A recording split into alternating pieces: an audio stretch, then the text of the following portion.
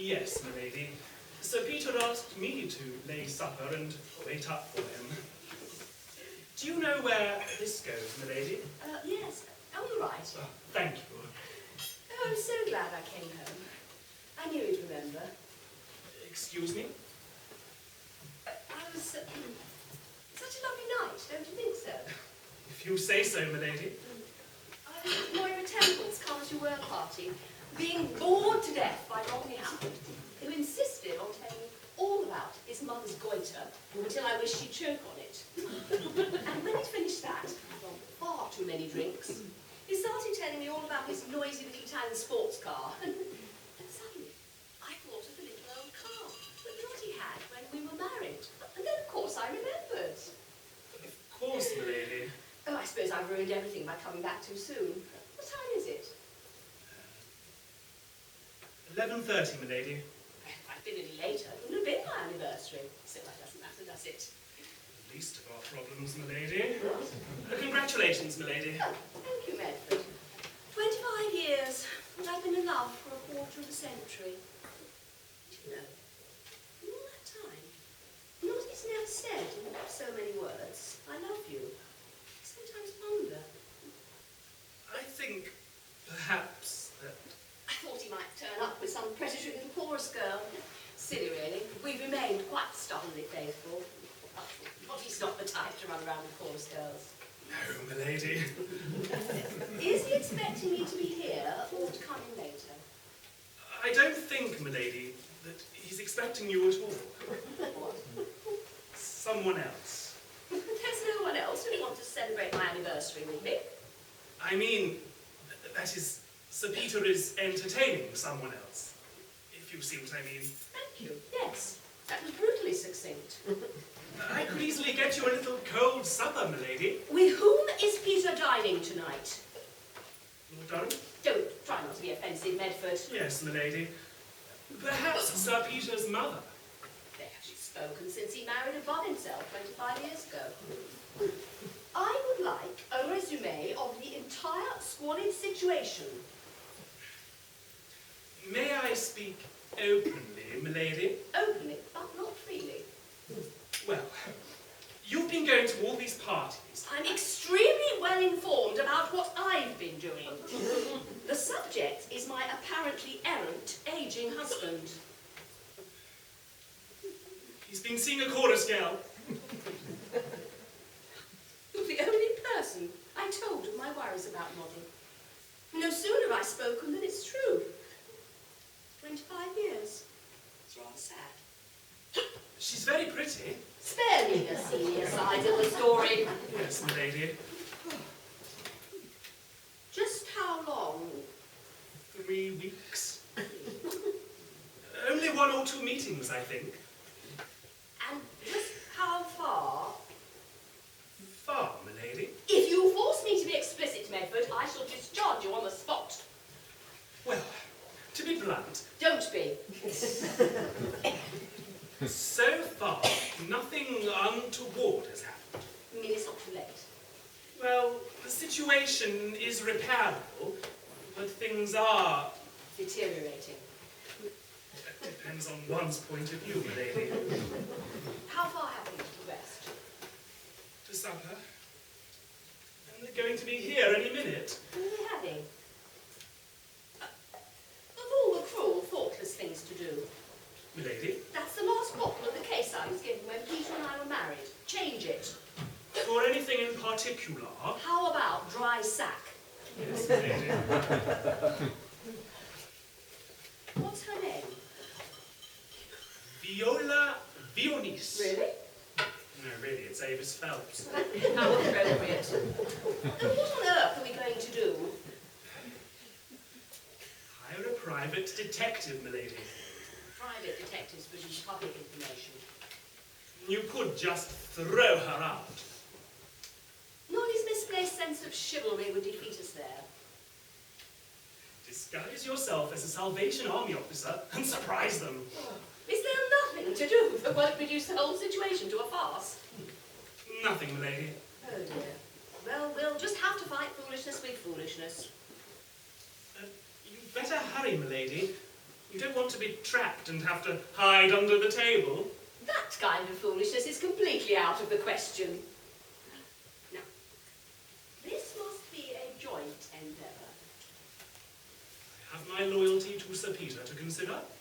He promoted me from boot boy. And after all, ethic, This is no time for ethics. Now, change the wine while I think. We mustn't let them be alone together. How do we do it? Disguises. Oh, very well. Hurry.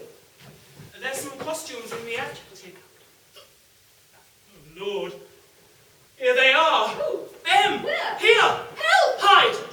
Where? Under the table! Oh, don't be ridiculous, Bedford. Lady Alexandra, please! Oh, I wish I were drunk. Later, milady. What do I do under here? Recite Swinburne, milady.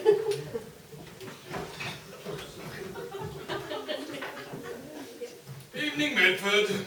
Good evening, Sir Peter. All set? Yes, sir. Fine, that'll be all, thank you, Medford.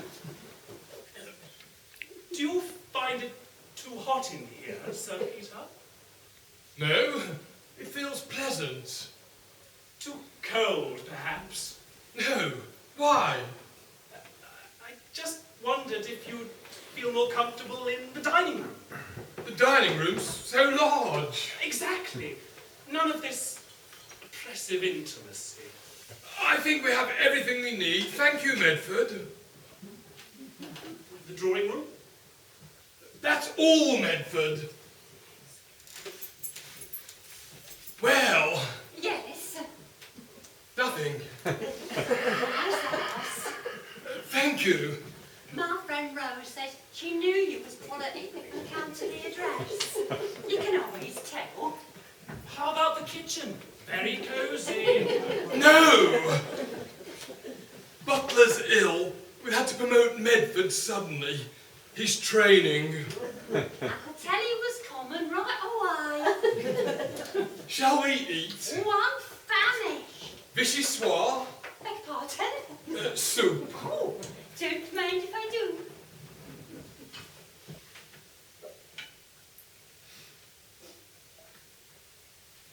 There you are.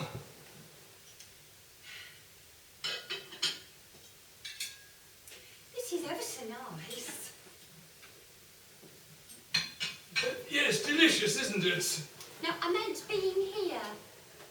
Yes, well, I am often. Of course, I live here. I meant the two of us. Me and a knight. What? Me and a knight. With a K. Oh, you mean me and me, you and I? Yes. What about it? It's ever so nice. What? Being here. Do you have a castle? No, afraid not. Oh, do you mind? No, not really. They're awfully hard to keep clean. I think I'm disappointed. Like me not having a castle? You know what I mean? Yes, I think I do. I'm a little disappointed myself. But you said you didn't mind because they were hard to keep clean. No, I think I'm disappointed that you're not wearing that dress. The one you wear in the show. Which one?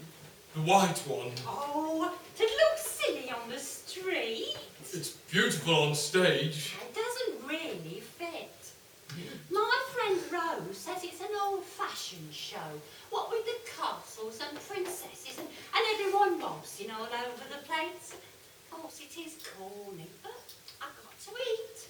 And I suppose somebody must like it. Yes, I do. You're not your usual self tonight. I'm in an unusual situation. I remember the first time we met in that tea shop. You said that in the play I was like a dream you'd had for years. That was ever such a nice thing to say. It was true. And now here we are. dream like that too. My friend Rose says dreaming helps to pass the night. I'm older than you. Oh, that doesn't matter. You know how I think of you. How? Très distinct. That's French. Yes, I know. Oh, excuse me. I beg your pardon? I just kicked you. No, you didn't. Well, I certainly kicked something. Oh, it must have been the table then. Table's got a very soft leg then. Mr. Peter, Yes. why did you ask me here tonight? For supper. Why not your wife? She's away for the weekend. I don't suppose you see much of each other. Do you have separate bedrooms? Why? Oh, I just thought you might. When you've been married for years and years, I thought, well, you might. Have you had enough soup? Yes, thanks ever so. There's no wine. Do you remember our first supper? Yes, that unsavoury subterranean coffee shop. With that marvellous two-fingered guitar player. And that oily waitress, with a silver bangle in her ear. I wonder if it hurts. What? Having your ears pierced. Are yours? No, these are just clip-ons, see? Oh! I'll get it. Have you got it? No, not yet.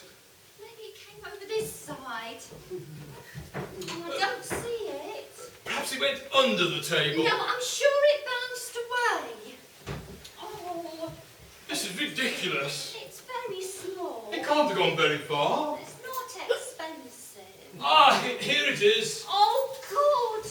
It was a present from Rose.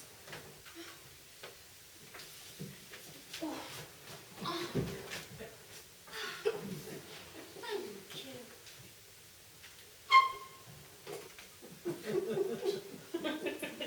You know, I planned a lovely romantic supper and it's just not working. Oh, I'm having a lovely time. Really, I am. My friend Rose says never judge a dinner till you've had dessert. I wish we'd gone somewhere else. But this is a lovely room. Yes, but the knowledge it used to be the nursery reduces its amorous atmosphere immensely. Your nursery? No, my children's. I should have met you years ago. Was only young then. Then I should never have met you at all. I should never have seen that absurd show and heard you sing that insipid song. Which one? You know, the one the Prince sings on the balcony.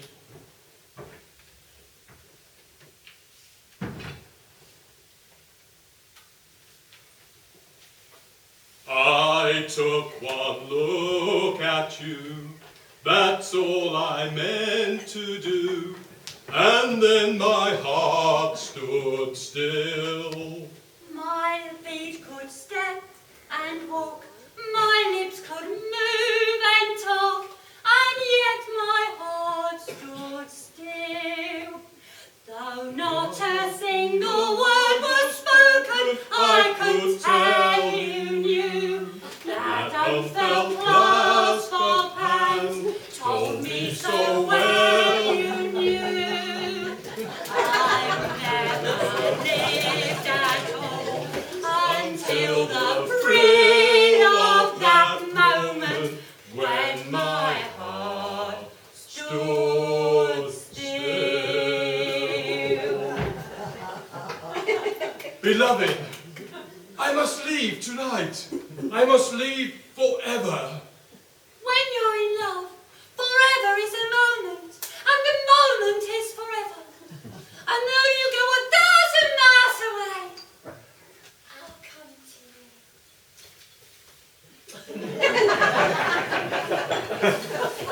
you. Your wine, sir. Thank you, Medford.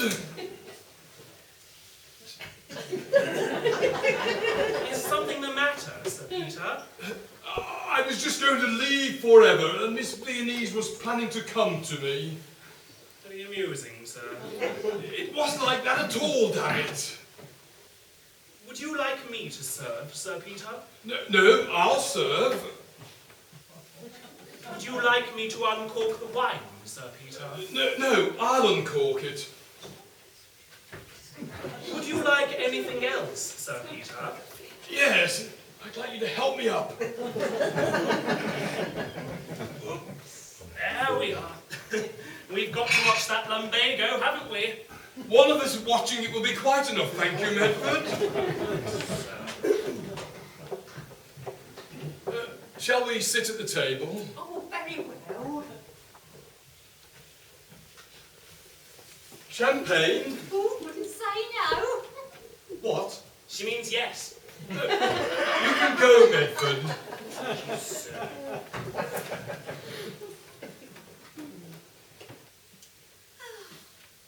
Here we are, alone at last. Oh, this is ever so cosy. I feel right at home. Really? Yes. Do you know what I mean? At ease? Yes. Oh, you know how to put things, don't you? My friend Rose said, look for a man who knows how to put things. You'll find a man who says what he means. Very pithy. Yes, well she is. Who? Rose. What? Pithy. I think I'm beginning to hate your friend Rose. Oh, you mustn't do that. After all, she fixed things up for us, didn't she? Did she? Yes. I was really worried about coming here tonight. What with you being a married gentleman, me being a single girl. But Rose said, do you like him? And I said, yes. Thank you. Of course, we're being healthy about this. Healthy? Yes. Talking, getting it all straightened out beforehand. There's nothing like communication between two lonely people. My friend Rose says sex isn't everything. Very romantic. Yes, isn't it? Oh, she'd love this. Who? Rose! The two of us, alone, together. Oh, she'd just love to be here. She very nearly is. I've got an idea. Why don't I turn the lights out? Whatever for? Romantic atmosphere. Go on, you light the candles. It'll be lovely.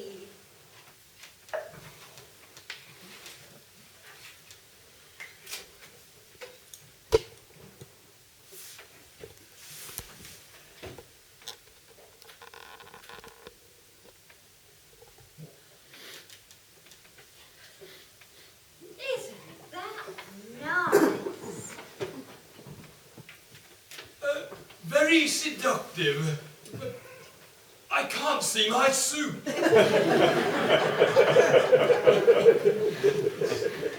don't you take your tie off? No, I think I'd rather leave it on. Oh, come on.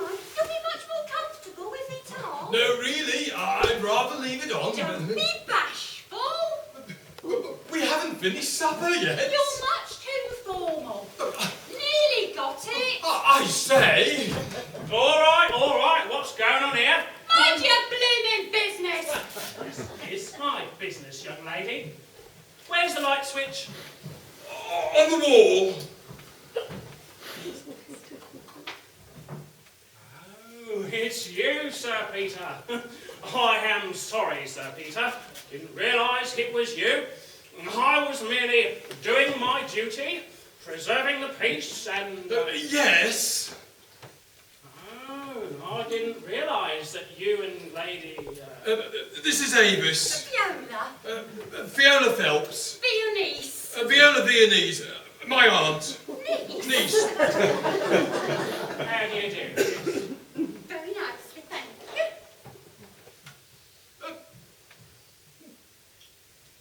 Medford? Sir? You're not... What? This is the most horrible evening of my life. Well, it isn't over yet. It certainly isn't. Can I help you, Constable? Oh, heavens no, sir. It's our job to help you. The British policeman is always ready to help the British citizen just when the need... Just don't be a officious, officer. Well, sir, what happened was this. A couple of days ago, I ran into that young butler of yours. Oh, what was his name? Medford? Yes, that's it, Medford. A very likely lad. I recommend him. He'll go a long way. Yes, and you'd better start right now. Well, he said to me that you and Mrs. that is, Lady Alexandra, were going to be out of town for the week. So, on my rounds tonight, I checked your front door, which was unlocked, peeped inside, heard noises, decided to investigate, and found... That I'd change my plans? Yes, indeed, sir. May this warn you, Constable, not to listen to servants' gossip. They're very unreliable. In fact, they're often fired. Well, then, sir. Do. And don't bother a gentleman like Sir Peter again. He's a knight, you know. Yes, miss. And you... I'm his aunt. A niece. A niece. Well, so long as nothing untoward is happening, Sir Peter, I'll be running along. Good night, Medford. Constable. Constable. Good night, Sir Peter. Good night, Constable. Good night, Miss... Viennese. well, good night. Oh, Sir Peter, Yes. do be careful about changing your plans, sir. You never know but what other people might change theirs. Good night. Infuriating. What a cheek! Barging in here like that. The London policeman's not what he used to be, you know. The London policeman's not even what he seems to be. Struggling. Why don't you turn out the lights again? Why don't you ring that bell instead? Oh, will that bring the butler? That's a matter for conjecture. I beg your pardon? Nothing. We keep getting interrupted. My friend Rose says when that happens, the fates are against you. It's not the fates I'm concerned about. It's a servant problem. My friend Rose says the servant problem is out of date. Rose may very well be right. Yes, sir. Run and fetch that policeman back, will you, Medford? Listen, sir. Is there one here? Yes, and I have unflagging faith in your ability to find him. Thank you, sir.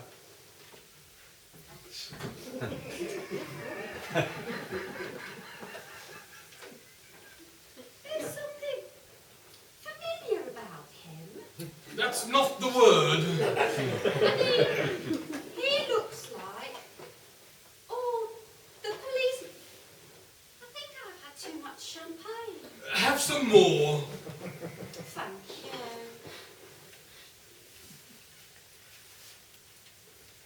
Oh, I love bubbles. Oh, another friend? No, it's champagne. Oh, I see. You don't catch on very fast, do you? I do my best. My friend Rose says that's all anyone can do. Their best. You know what I like most about Rose? She carries a conversation. Well, she has something to say about us. Yes, sir. Sir Peter, what can I do for you? Anything the law can do to help the public, I'll be happy to do. Then take your truncheon off my dining table. Oh, yes, sir. I am sorry about that. Didn't bust anything, did it? Not yet it didn't. Good night, Sir Peter. Good night. Good night, Miss... Good night. Good night, all. The food's cold. That's a minor detail in the chaos of the evening. Don't snap at me for heaven's sake. I'm not snapping. You're upset. With very good cause. He has to do his duty. He doesn't have to do it in my house. He has to go where his duty takes him. Yes, it's going to take him a lot further than he thinks. Because he's going to be fired tomorrow. The boot boy. Who's he? Medford. But I thought he was the butler. Was is the operative word. What are you talking about? I haven't the faintest idea. Champagne? I do. What? Yes. Yes, what? Yes, I'd like some more champagne. Well, why didn't you say so? There you are. Thank you. Cheerio. You're leaving? No, that's just a toast, silly. It certainly is. What? Silly. Well, let's drink to us then. That's nearly as silly, a little more appropriate. Here's to us, alone and in love.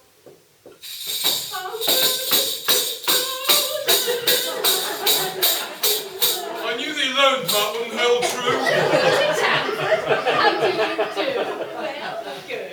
I'm Sergeant Penelope, and you want to know what I'm doing here, don't you? Yeah, I knew you did. And you know what my answer is?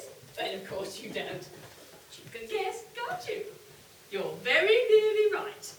Are you doing your part in what we in the Salvation Army call, and most appropriately I must say for lack of a better term, the good fight? Are you? Not really or not, are you? No, I didn't think so. You want to do better, don't you? You can, can't you? I knew you could. Now, what I, a mere minion in the great struggle, propose is this. Stop guessing. Prove yourself, Sir Peter. How do you ask? I'll tell you now. Did you know? Of course you didn't. You'd have been out there fighting the good fight, wouldn't you? Yes, jolly good. As I was saying, before I tripped over a loose clause, as I was saying, you don't know, how could you, the awful, quite shockingly sinful predicament of many, many lost souls in this unfortunately immoral world. There are, this is not a genteel topic, there are, to let sex rear its all too ugly head, women who, if I may make so bold, are due entirely to unforeseen circumstances, having or have had or indeed are soon to have babies out of wedlock. There, I've said it. Don't you think that's shocking? I knew you would. You recoil. I don't wonder. And you, who must be, unless I mistook, Lady Sir Peter. Very charmingly nice too. Glad to meet you, bit young, but never mind.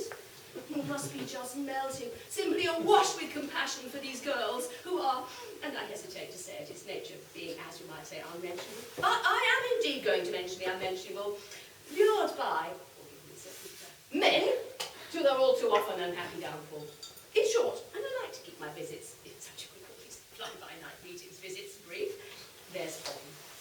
In, as it were, a nutshell, what are we going to do for the little bastards? Jolly to hell! If I may say so, Sir Peter, that's jolly white of you. A cheque. How personal. The Lord moves in a pecuniary way. I always say at our meeting, Wednesday night you might like me come next week. That the British peerage are good fellows at heart. £100 will be fine, thank you for volunteering. Sign right here. Not there. Here. Oh, jolly good. A damn good show. The primrose path of immorality always leads slap bang into the stinging nettles, don't you agree? I knew you would. Now, is there anything else you'd like to say? Good. No, not a thing to talk about, is it? No, it isn't. Well, that, as they say, is that. Make that your last bottle of champagne. Remember, sour grapes don't save a soul. The course of true love never did run smoothly down the dead end. Thank you once again. You're a jolly good sort. I am, to put it coarsely, off. Once more into the breach. Down with the devil. Fight the good fight. You've done a wonderful thing for illegitimacy, Sir Peter. And so, good night.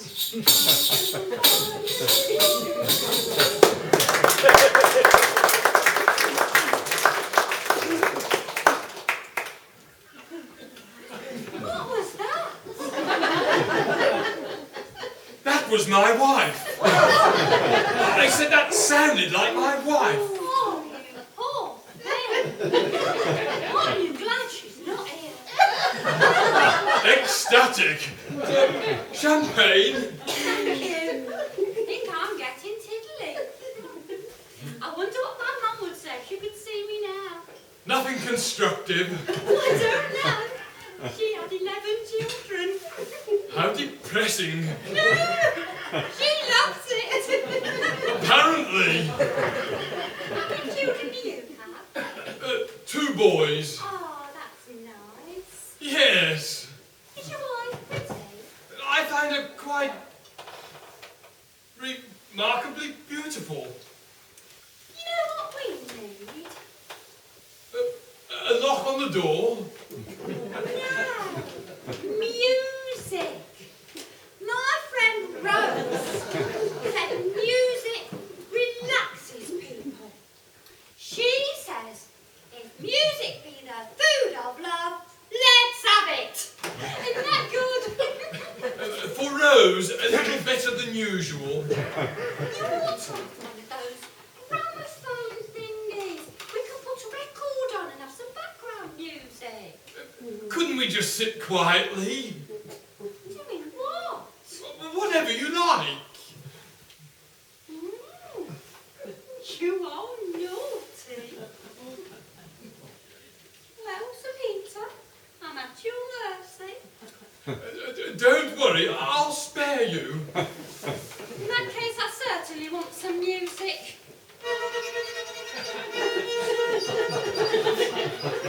What did you do? Nothing to deserve this.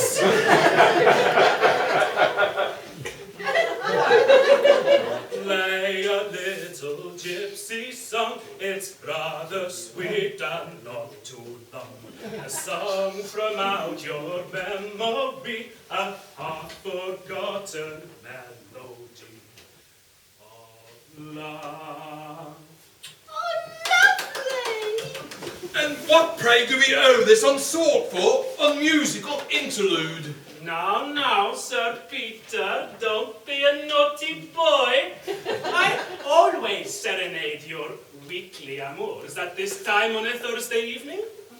3 shillings a waltz, mazurkas extra, a little champagne, candles, and I leave the pièce de résistance to you.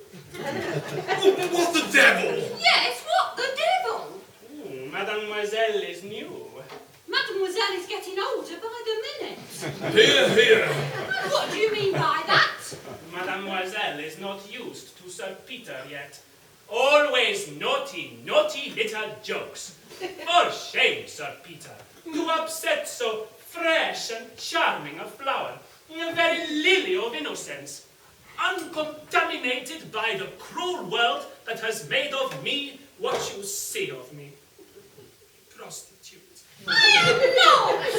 I meant me. A prostitute of those rich, rare talents that once I used only for art's sake, that I now, perforce, must sell.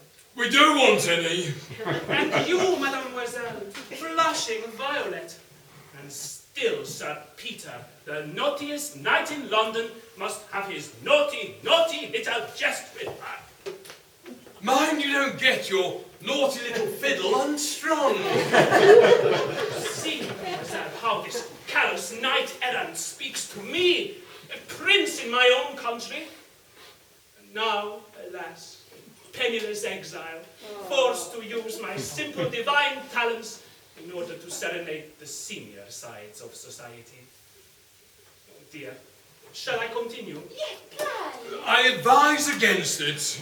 I have polkas from Germany, minuets from France, and waltzes. Oh, divine, adorable waltzes from dear old Vienna. Then why don't you return them? Monsieur does not appreciate music. Monsieur does. Can you play anything modern? Alas, no, dear child. This foolish heart of mine stopped beating when I was forced to flee my palace by an uninvited mob of sweating peasants who had just inopportunely decided that they had a right to eat. And now my failing fingers play only echoes of a more autocratic era. Oh, sad. Medford's been reading The Prisoner of Zenda again. My butler. I'm sure you know him. Oh, the handsome young man. Very promising. Promise, he'll doubtless fulfill elsewhere. Oh, surely not. Positively, yes. I think that Frederick Maximilian Gustav Wilhelm August Horatio Erloskvlog the 42nd, you may call me Freddy, is played out. not one tiny little tarantella Not one fleeting flamenco. Yes. for Mademoiselle.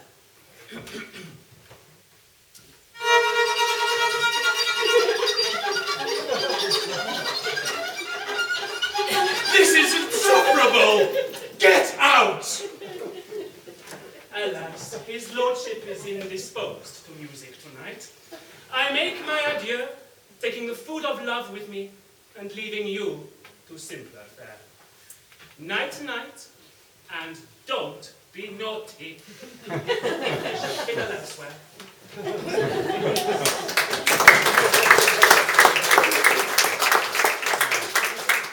were awfully rude. I consider my behaviour this evening to have been a model of self-restraint. You didn't have to treat him as if he was beneath contempt. Whatever he may be beneath, I shall find him. I wanted to hear some music. I'm not having a very nice time. Well, neither am I. Well, it's not my fault. Rose warned me about people like you. Dull was what Rose said, and Rose was right. You thought I was like all the others. Well, just because you're a knight doesn't mean a thing to me. What do you say to that? I'm sorry. I beg pardon? I said I'm sorry. Well, of course. You're a gentleman. Rose said you were, and Rose was right. A dull gentleman. Champagne. It's nearly gone. So it is. And flat. Yes. I know. Let's dance. There's no music. Oh, we can pretend. Come on, it'll be lovely. Oh, I love to dance.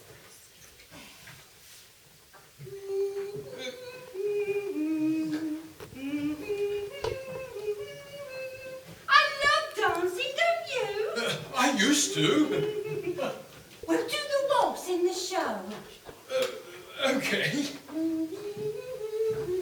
You're leading. Oh, sorry. Why don't you dip me? Peter! Oh, darling boy! What in the name of... Surprise! Who the hell are you now? Help me up! That's a disgusting thing to say to your mother! What? Help me up! I'm going insane. Oh, darling, no! You've got to come to dinner tomorrow! Won't somebody help me up? Oh, shut up. What?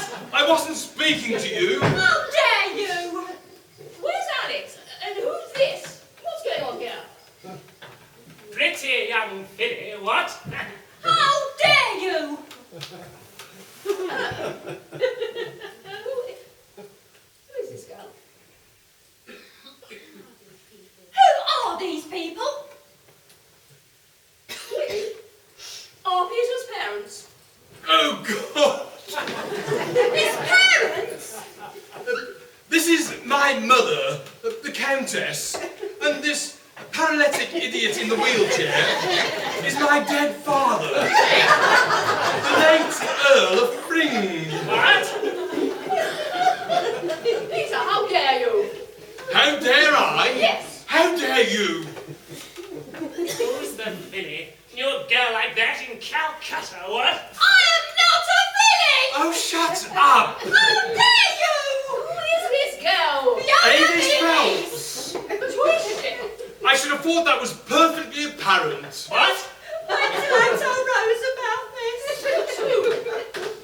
friend. Who is this girl? I am not a girl. I have a name. What is it? Aidens. Viennese. You're the rudest person I know. Who? You. Who is this girl? Listen, lady. Countess? I don't care. I do. I remember one evening in Ranchipur, what? You are the rudest person I've ever met in my whole life.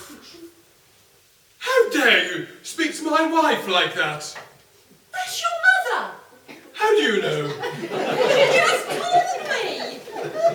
Well, she's wrong. Don't shout at me.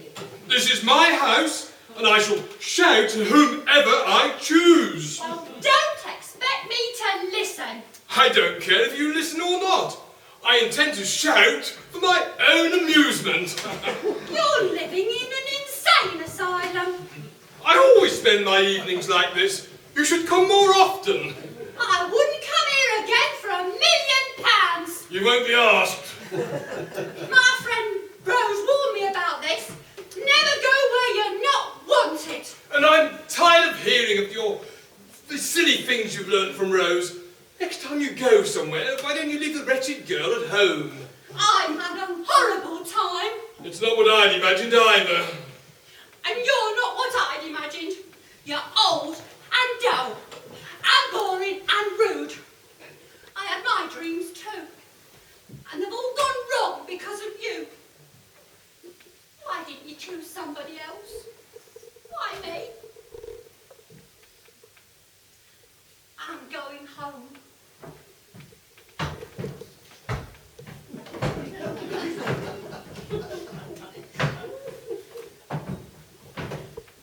On a double-decker bus.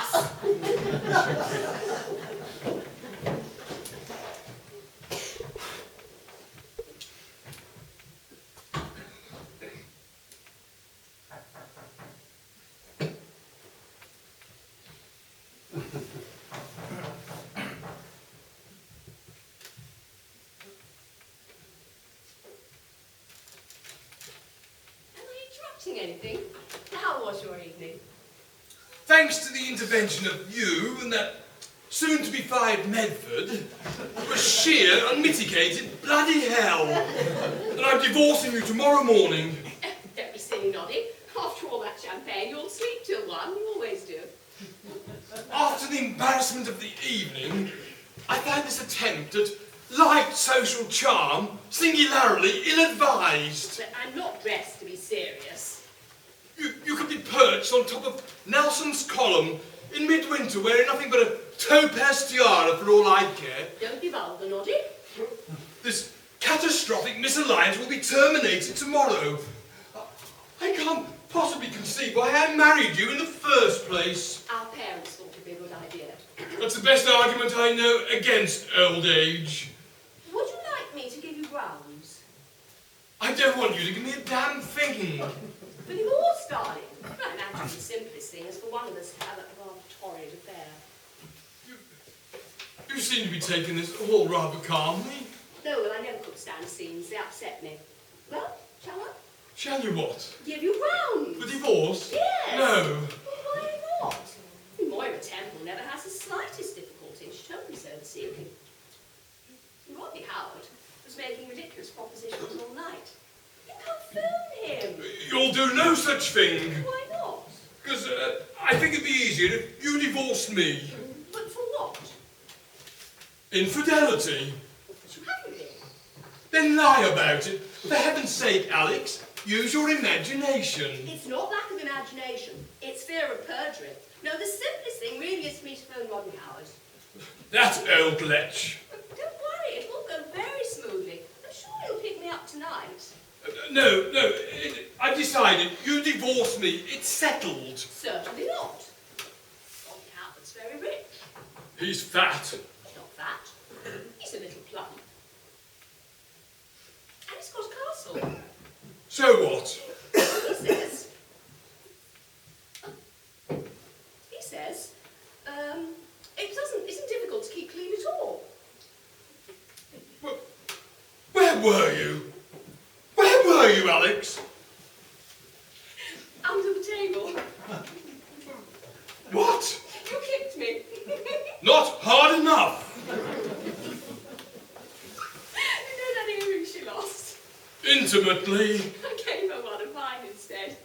What? I wonder what she'll make of that. It's not funny. Oh, of course it is. You've reduced the whole evening into a boulevard farce. Well, better boulevard farce than domestic drama. Anyway, I better phone Rodney. It's getting late. What on earth for? Oh, grounds, darling. If I so much as see you talking to Rodney Howard, I'll horsewhip you both. How very Victorian. Why should you care?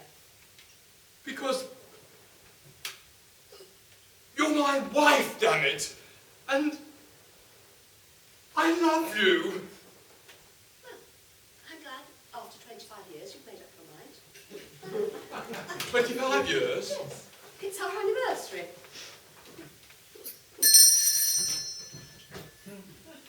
Supper, Sir Peter? Yes. Thank you, Medford. Champagne? Thank you. Oh, I'm Noddy. This is the last bottle of the case I was given when we were married. How thoughtful of you. Who gave you that champagne? Rodney Howard, when he was thin and rich. I won't touch a drop of it. Oh, don't be silly, Noddy. After all, I married you. He just thought he wanted me. He was really panting after some showgirl called Rose. You never did have any taste. Is that all, Sir Peter? Yes, thank you, Medford. Good night, Sir Peter. Good night. Alexandra? Happy anniversary. Whatever are we going to do with Medford? Whatever would we do without him? Champagne? Oh, thank you.